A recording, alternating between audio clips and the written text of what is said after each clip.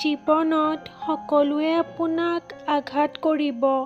কাৰ আঘাতৰ বিষ মূল্যৱান আপুনি সেয়া নিজেই বিচাৰ কৰিব পাৰিব লাগিব, যিয়ে আপোনাৰ জীৱনটোক নতুন গতি প্ৰদান কৰাত সহায় কৰিব। এগৰাকী নিৰ্দিষ্ট মানুহৰ ওচৰত মনৰ কথাবোৰ প্ৰকাশ কৰিব মন যায়, যিগৰাকীৰ ওচৰত সমাধান নহ'লেও অন্ততঃ সাহস হৈ লগত থাকে। পুৰুষ মানুহৰ সুন্দৰ চেহেৰাৰ একো প্ৰয়োজন নাই, কেৱল উপাৰ্জন থাকিলেই আৰু মনটো সুন্দৰ থাকিলেই যথেষ্ট।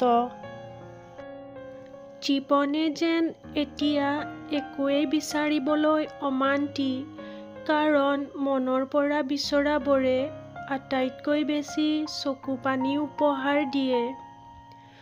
জীৱনত দুখ দিয়া মানুহ বহুত পালোঁ, কিন্তু মোৰ কষ্ট বুজি পোৱা মানুহ কাকো নাপালোঁ। আজিকালি বেছি ভাল হোৱাটো এক অপৰাধ। কেতিয়াবা আমি বুজিয়েই নাপাওঁ আমাক সন্মান কৰিছে নে ব্যৱহাৰ।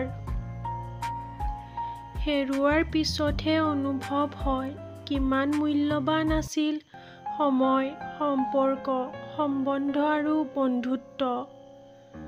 নাজানো জীৱনটোৱে কোনটো দিশত গতি কৰিছে, কোনোফালেই নিমিলে, সকলোতে কেৱল স্বাৰ্থ জড়িত।